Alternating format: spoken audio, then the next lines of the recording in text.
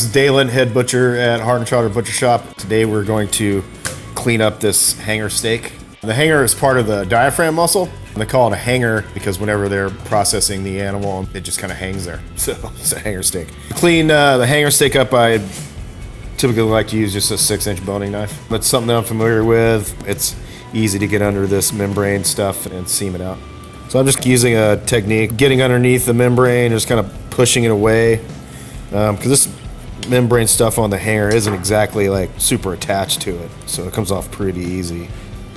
Hanger steak is called the butcher's cut. It's such a small piece, but a lot of the guys on the processing floor back in the old days would just take this home with them.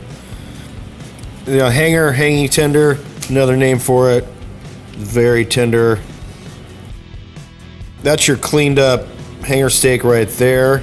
However, there is this big sinewy piece right through the middle that separates these two muscles. So we're going to take that out. So I'm going to take my knife and just follow this right along the top of this sinewy piece. So I'm taking off as much meat as I can. And then from here, it's just getting underneath it. Probably one of the reasons why I like being a butcher, particularly at a whole animal shop, is because you can find these rare cuts that you don't see in a supermarket. There's definitely a lot more out there than just ribeyes, New York strips, top sirloins, and all that kind of stuff. There you go, there's 2 pieces of hanger right there. Super tender, a lot of flavor. One of my favorite steaks.